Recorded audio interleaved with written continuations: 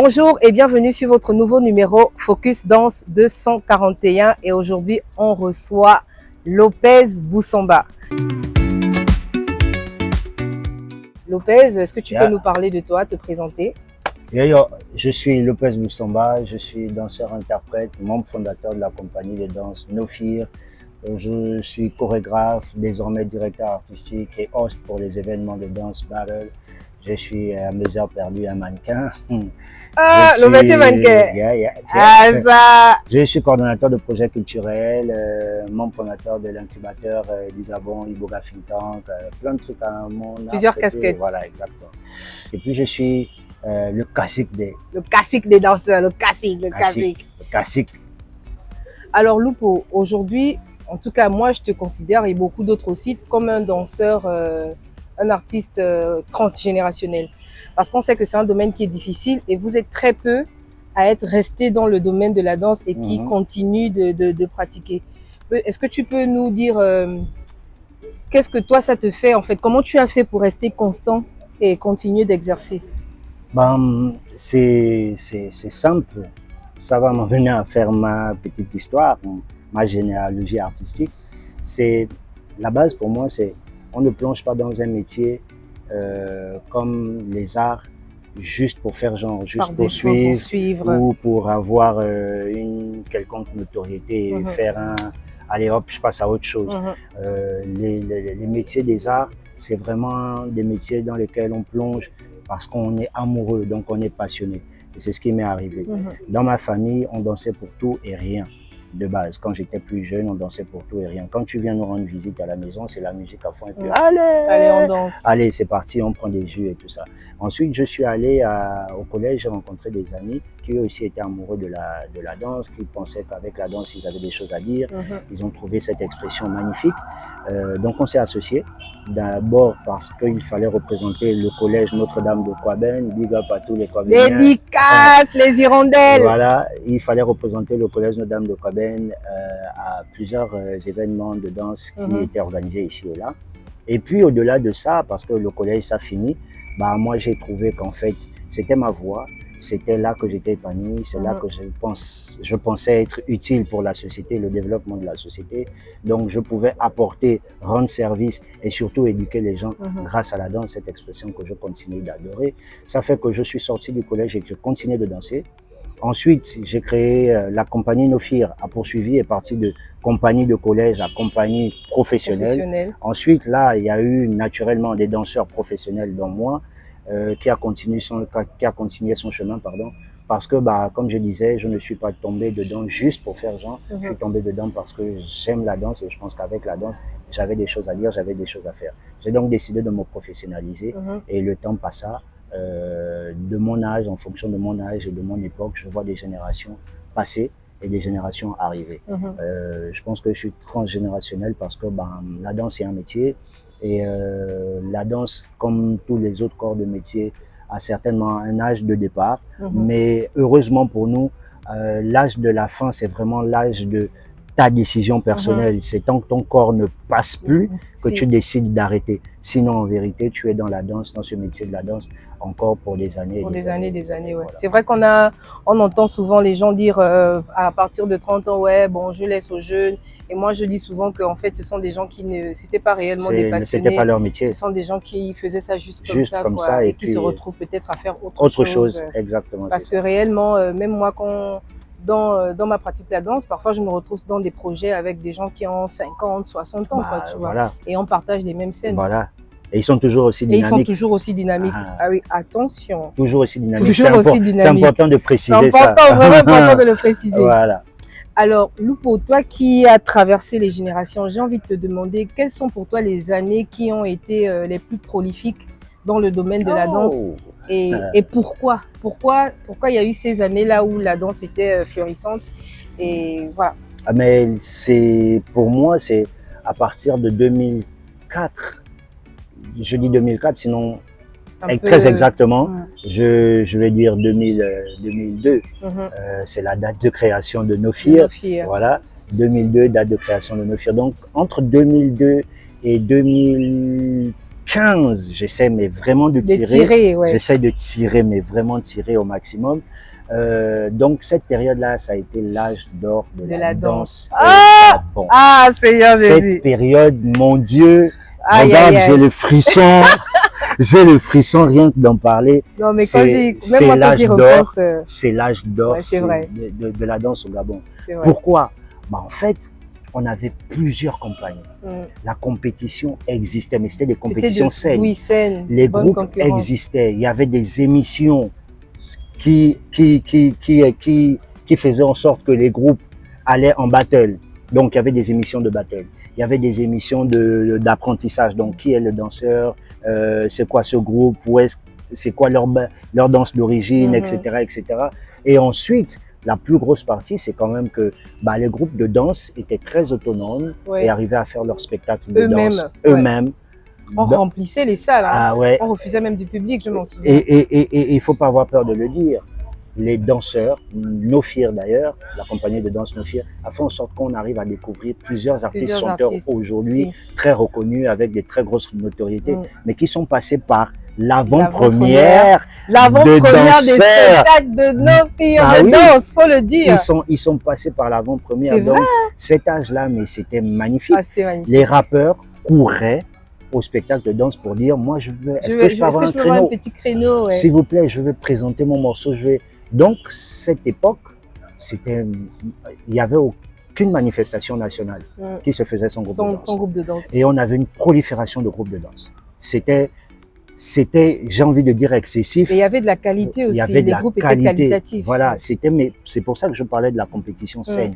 Parce que quand les danseurs se regardaient à un spectacle, ils se disaient s'il y a tel groupe, moi quand je vais là-bas, je dois cartonner. D'ailleurs, dédicace à Scorpion, vous-même vous savez. Si vous voulez, on remet ça. Donc voilà, et Scorpion d'ailleurs, c'était nos éléments. Nos meilleurs ennemis. À chaque fois, quand il fallait qu'on se retrouve sur des planches à Libreville au Gabon, vous savez, nos filles, des taloches. Des taloches, non, c'était magnifique, c'était la période où le danseur avait de l'existence, il était imprégné dans le monde de la culture gabonaise, il avait sa place, il avait totalement sa place, il savait se lever. Il savait la défendre aussi. Voilà, il savait se lever et dire, moi j'existe, il faut me respecter pour ce que je suis. Voilà. Mais est-ce que tu ne penses pas aussi que Lupo, ça aussi c'était parce que moi je me souviens qu'à l'époque où on faisait ces spectacles-là, je pense que la salle était aussi remplie par nos familles et nos amis. Ça fait qu'on avait nos familles, en tout cas notre entourage qui était impliqué. Et ça se faisait bien. Pourquoi? Parce que comme tu parlais tout à l'heure de Nofir, et moi j'ai été à Nofir, et je me souviens de la discipline qu'on avait à Nofir. On avait l'obligation d'avoir de la moyenne. Si tu n'avais pas la moyenne, tu venais pas aux répétitions. Ça fait qu'on avait cette éducation-là qu'on avait à la maison, on avait l'éducation à Nofir. Et je me souviens que Steve, qui était le manager de Nofir avant, il y a des parents qui l'appelaient en fait. Pour dire que bon, vos enfants, on a un spectacle, ou bien si votre enfant ceci. En tout cas, il y avait un lien avec les parents qui faisait qu'ils prenaient ça au sérieux. Et voilà quoi, ils nous encourageaient on avait des fiches de renseignement déjà à cette époque. Si, on avait des fiches de renseignement. Ces fiches-là renseignaient le numéro du père, de la mère, parce qu'on ne voulait pas que le danseur, lui, il se laisse aller n'importe comment à nous dire qu'en fait, lui, c'est mon père, tel, c'est mon père. C'était très encadré, Très encadré, comme tu dis. Et les parents avaient, eux, leur exemplaire. Les responsables de groupe avaient, eux, leur exemplaire. Ça faisait que les parents et les responsables de groupe, ils s'appelaient et ils tombaient d'accord. Ils se disaient que bon, on a spectacle, on a événement tel jour à telle heure. Ça finira certainement à partir de telle heure. Et quand on libérait les enfants, on disait aux parents, allez, on a libéré les enfants. Là, c'était vraiment très encadré. Les parents, ils venaient aux entraînements, ils venaient dans notre salle, la salle mythique, Body Gym, si tu permets. Ils venaient, ils regardaient les enfants s'entraîner, ils voyaient que c'était très organisé. Les danseurs avaient des tenues, on a instauré ça, avaient des tenues de training, c'était pour marquer la discipline. L'affaire des tenues de training. L'orientation. Aussi, il y avait quand même quelque chose que je tiens à dire, parce que plus jeune, certains voyaient ça comme une affaire de ouais, mais moi je n'ai pas d'argent, je peux pas cotiser, je peux pas. Mais on donnait aux danseurs le goût de l'effort. Ouais. Il fallait participer, mettre la main à la construction de quelque chose qui te grand, donnait beaucoup de plaisir. Ouais. Et donc, on demandait à chaque danseur d'avoir une petite cotisation forfaitaire pour payer la salle. C'était pas vraiment ça qui faisait le paiement de la salle, mais c'était pour motiver les danseurs à avoir ce goût de l'effort, d'être avec les autres, parce que ça fait partie du respect, tu sais. Venir participer à quelque chose où tu sais que l'autre va bénéficier, l'autre va profiter, ça veut dire qu'en fait tu engages ta cohésion, tu engages ta personnalité au fait que l'autre aussi s'épanouisse comme toi. Et ça, c'est des valeurs qu'on a toujours partagées dans le milieu de la danse. Ouais, voilà. Et quel est selon toi, Lupo, qu'est-ce qui a fait en tout cas que la danse, en tout cas de façon générale, aille en chute libre en fait, et en particulier les danses sur le secteur des danses urbaines? En toute franchise, c'est l'orientation que la jeunesse a décidé de prendre. Quand je parle de jeunesse, c'est la nouvelle génération. En vrai, on va déposer un arbre. Moi, c'est comme ça que je vois les choses. Je dépose un arbre et tu sais, sur les arbres, il y a plusieurs branches. Et donc, sur ces branches-là, on va inscrire plusieurs éléments. On va mettre discipline, on va mettre travail, on va mettre progression, on va mettre... Mais ces jeunes-là, en fait, ils restent sur le tronc. Ils ne prennent aucune branche. Parce qu'en fait, pour eux, bah, ils savent pas où ils vont. Ils sont perdus. Certains te diront que, bah non, moi, je ne suis pas perdu. Moi, je sais ce que je fais, je danse. Mais en vrai, si tu demandes à cette nouvelle génération, qu'est-ce que tu fais de ta danse? Où est-ce que tu te vois dans 2 ans? Où est-ce que tu te vois dans 5 ans? Il n'est pas capable de se projeter. Et à partir de ce moment, il y a problème. Ça fait qu'il danse pour s'arrêter là. Il danse pour l'événement là. Il danse pour... Mais quand tu danses juste pour là, avec aucune projection, tu fais pas plus d'efforts que ça. Et s'il n'y a pas plus d'efforts que ça, bah, le mouvement lui-même, il se meurt. Moi, je pense qu'il y a aussi la passion, tu vois. Je pense toujours que c'est comme tu disais tout à l'heure, en fait, qu'on ne peut pas décider de devenir danseur, en tout cas un artiste, sans qu'il y ait la passion. La passion, c'est clair. Et je refuse de croire que si on est passionné de danse, qu'on le fasse mal ou bien qu'on ne se donne pas les moyens d'arriver c'est vrai qu'il y a l'environnement, tout ça, mais qui n'est pas facile. Mais pour moi, c'est trop facile quand même. Ouais, c'est vraiment la passion, l'envie, l'amour. Ça n'existe pas. Ça n'existe pas. Je crois qu'ils sont dedans parce que bon, ça donne un peu de visibilité, voilà. Parce qu'il y a une petite star attitude. Voilà, c'est tout. Ouais. Mais en vrai, ils ne veulent pas en majorité faire. Parce que ça demande beaucoup, mais vraiment énormément de sacrifices que de devenir danseur professionnel, surtout quand on vit dans un pays comme le Gabon. Il faut charbonner. C'est un problème déjà parce que la communauté n'est pas grande, premier élément, mais c'est un autre problème parce que le regard extérieur est méprisant. Quand tu dis aux gens qu'en fait, moi, je suis danseur professionnel, on te regarde et il faut être solide dans la tête. Ah oui. Si tu n'es pas solide dans ta tête, tu lâches. Parce que les gens, au bout d'un moment, ils te disent, ouais, mais qu'est-ce que toi, tu fais danseur? C'est quoi ça? Ça t'apporte quoi? Tu vas où avec? Je rebondis sur ce que tu dis parce que moi, je sais que j'ai mis du temps. Quand j'étais à l'extérieur, je disais facilement, je suis danseuse professionnelle. Mais au Gabon, j'ai mis du temps à lever la tête et le dire fièrement. Je suis... Et en fait, moi, je ne dis même plus professionnelle. Moi, quand on me demande, je suis danseuse, ou bien je suis chorégraphe, ou bien je suis artiste chorégraphique. Je ne mets plus professionnel à côté parce que je me dis, tu m'as demandé qu'est-ce que je fais et je t'ai dit que c'est ça en fait. Tu dois comprendre que c'est ce que je fais. Mais j'ai vraiment mis du temps parce que j'avais l'impression avant que... Enfin, pas l'impression, hein, quand tu disais je suis danseur professionnel. Ah oui, mais en fait, tu sais, mais tu fais quoi à côté? Je dis, mais non, en fait, je ne fais que ça. Mais aujourd'hui, moi, c'est quelque chose, je le dis fièrement, quoi. Je suis tellement fière de dire que je suis danseuse. C'est clair. Moi, on me demande plus. Parce que moi, maintenant, j'ai dit, à chaque fois qu'on me demande, Lopez Boussamba, est-ce que tu es danseur, chorégraphe? Je dis non, je ne suis pas danseur, chorégraphe, je suis la danse. Ah, Lupo, excuse-nous. Direct, je leur dis comme ça, moi, je suis la danse. Je ne suis pas danseur, je ne suis pas chorégraphe, je suis la danse. Voilà. Ok, Lupo, il y a une chose qu'on dit. La danse ne paie pas au Gabon. Jamais. Vrai ou faux? Faux. Moi, vous savez ce que je vous dis? J'espère que vous allez me suivre. J'espère que vous allez relayer cette information. J'espère surtout que vous allez partager au maximum cette émission. La danse, ça paie au Gabon. C'est vous qui n'aimez pas payer la danse. La danse. Nuance. Ça veut dire quoi? Alors, vous organisez un événement. Mariage, anniversaire, spectacle, soirée privée, c'est votre choix. Vous organisez cet événement et puis vous décidez de mettre tous les artifices autour. Un mariage, par exemple, il faut de la décoration, que vous ne négligez pas. Il faut du DJ, que vous ne négligez pas. Il faut à manger, que vous ne négligez pas. Vous décidez de négliger la partie entertainment, la partie divertissement, parce que pour vous, ça reste que du divertissement. Ce que vous ignorez, c'est qu'en fait, pour vous donner ce plaisir, parce que la danse, c'est l'un des meilleurs langages, c'est le langage universel. Comment on fait pour transmettre des émotions en bougeant son corps? Voici les premières questions que vous devez vous poser. Donc, quand vous êtes tranquillement assis et que moi, je suis en face de vous en train de danser, mais que je vous procure du plaisir, que vous avez de la joie, des sensations fortes au monde, vous avez envie de bouger. Quand vous levez pour crier. Là. Voilà, comment je fais pour avoir la capacité de vous transmettre cette envie d'arriver à bouger, de crier, de sauter, de dire « ouais, il est magnifique ». C'est du travail. On est des psychologues, nous aussi.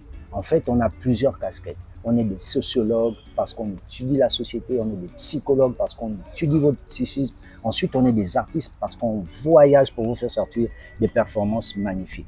Et donc, vous vous êtes juste arrêté sur le divertissement et vous ne voyez pas tous les autres compartiments autour et vous refusez de payer la danse. Parce que vous vous dites que bah, c'est rien, ça ne peut pas coûter quoi, 3 minutes. 3 minutes. Non, 3 minutes seulement. Oh, et puis je dois te payer cher, genre tout ça pour 5 000 toi seul ou je sais pas 150 000, 200, je dis bête. C'est fou ce que tu dis parce que moi je n'ai jamais pensé j'ai jamais pensé cette question-là comme ça et je me rends compte que tu as complètement raison parce que quand on dit la danse ne paie pas, on peut penser qu'il n'y a pas de marché, il n'y a pas de demande, mais en réalité il y a une grosse demande, mais c'est que la demande est grande, mais les gens ne veulent pas payer, pour cette demande-là. Donc on veut de la danse partout, on veut les danseurs partout. Mais on ne veut pas payer pour le travail qui s'effectue. Alors qu'on loue des salles pour s'entraîner, on paie des costumes, enfin... On paie les déplacements. Pour ceux qui ont les voitures, c'est du carburant. Ceux qui n'ont pas de voiture, c'est le taxi aller-retour. Et aussi, on a aussi des factures à payer. Il y a des gens qui ont des enfants, des familles. Des femmes, etc., etc. Donc, quand quelqu'un me dit encore aujourd'hui, non, la danse, ça ne paye pas au Gabon. Non, c'est vrai. Je rigole et puis je dis, laissez tomber. C'est vous qui n'aimez pas payer la danse, c'est tout. C'est vrai. Ouais. Et puis sur cette question de payer, moi, ce que je dis souvent aux danseurs, c'est de... Après, c'est dommage parce qu'on a souvent ce qu'on appelle les gombistes qui acceptent les gombos. Mais moi, tu me proposes un truc, c'est pas bien payé, peu importe c'est avec qui ou... Je prends pas. Je refuse. Je prends pas. Mais j'ai une anecdote, Pêche. Moi, le mois dernier, j'ai été contacté pour faire l'ouverture d'un espace. J'ai même pas envie de faire de la pub de cet espace. Donc, je suis contacté pour l'ouverture de cet espace. Et puis, on me dit, ouais, il faut que tu viennes. On a besoin que tu nous fasses un spectacle. Tu nous présentes 1 heure. D'abord, il me dit juste 1 heure. 1 heure. OK. Genre au calme, quoi. Voilà, et c'est 1 heure. Et puis, alors, qu'est-ce que tu dis? Je lui fais tranquillement mon devis. Je lui donne. Déjà, il est dépassé parce qu'il dit, ouais, un devis pour la danse. Il dit, mes gars. Tu vois, c'est ça, en fait. C'est incroyable. Tu penses quoi? C'est un métier. Ça, forcément, ça répond à des critères. Donc, voilà mon devis. Il dit, ouais, c'est seulement 1 heure et j'ai même pas besoin. Je lui dis, il me dit, ouais, 6 danseurs et tout ça. Je dis, pire. Il dit, toi, tu peux danser 1 minute? Tu veux que je te mette une musique, tu danses juste 1 minute. Tu me dis ce que ça fait. Parce que quand tu me dis 1 heure, c'est comme si il me dit, ouais, non, mais bon, ok, on va s'entendre, on va descendre à 5 danseurs et puis on va réduire. J'essaie de refaire quand même le tarif parce que nous, on est des businessmen. On trouve toujours le juste milieu. Et malgré ça, il n'est pas d'accord. J'étais super fauché, mais je lui ai clairement dit qu'en fait, je ne prends pas ce marché. Bad. Je ne vais pas me brader parce que bah, tu penses que je vais venir ouvrir ton truc. Et on a tellement d'anecdotes avec ce genre sujet, de... Voilà, franchement, beaucoup. C'est énorme. Aujourd'hui, ça devient même rigolo quand quelqu'un te dit mais je veux juste 3 minutes, tu commences à rire. Les devis, franchement, on en fait et on en refait. Mais tous les jours. Croyez-nous, on va toujours faire les devis. Alors, Lupo, quelle est la place accordée à un OG de ton calibre dans le milieu artistique au Gabon? Ah, ça c'est... J'aime bien ton... C'est complexe. C'est triste à dire. Honnêtement, c'est triste à dire. Après, je n'ai pas forcément l'information généralisé. Aujourd'hui, la nouvelle génération, je ne la fréquente pas à 100%, tu vois. Il y a vraiment une partie de la nouvelle génération que je vois, que je fréquente. Et malheureusement, il y a une partie de la nouvelle génération que je ne fréquente pas parce qu'on ne se retrouve pas sur les mêmes plateaux ou on ne se voit pas forcément. Mais je trouve qu'il y a un manque d'éducation artistique au Gabon. Et ça, c'est pour être gentil, j'ai envie de dire, les torts sont certainement partagés. Voilà, vrai, hein. les torts sont certainement partagés entre les grands et les petits. Mais il y a une minorité de petits qui ont compris c'est quoi un OG. Aujourd'hui, si tu vois les jeunes, la nouvelle génération, tu lui demandes, ouais, mais c'est quoi un OG? Elle te dit OG, non, moi je ne sais pas. Je sais pas c'est quoi. Voilà, qu'est-ce que ça veut dire? Mais ça, c'est parce qu'en fait, ils ne viennent pas aux ateliers de formation qui sont organisés par certaines personnes. Parce qu'au Gabon, il y a des ateliers qui sont organisés par certaines personnes. Et si tu viens, tu peux comprendre l'univers de la danse. Et l'univers de la danse, c'est tout ça. C'est les OG, c'est le monde du spectacle. Donc, il y a les battles, il y a les spectacles. Ouais, il faut pouvoir saisir l'environnement de la danse.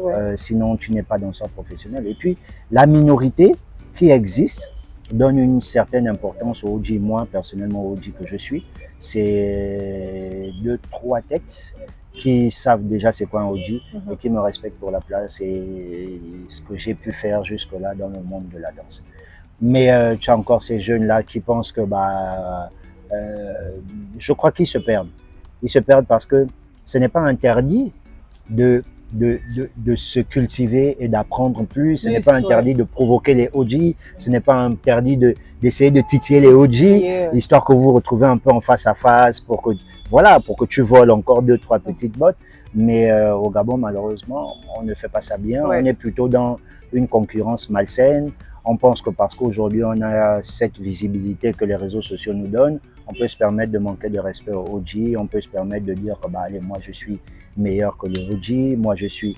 En fait, on ne revoit pas l'historique. Pour être ici aujourd'hui, il faut penser à hier. Et hier, ça a été mené, le combat a été mené par des personnes. Ces personnes ont tiré le taureau par les cornes pour que toi, tu arrives à profiter. Et rien que pour ça, tu te dois de pouvoir regarder les grands et leur dire respect, merci pour ce que vous avez fait. Maintenant, moi, je prends le relais et je vais donner aux plus jeunes qui, eux, feront à leur tour ce qu'on appelle une chaîne.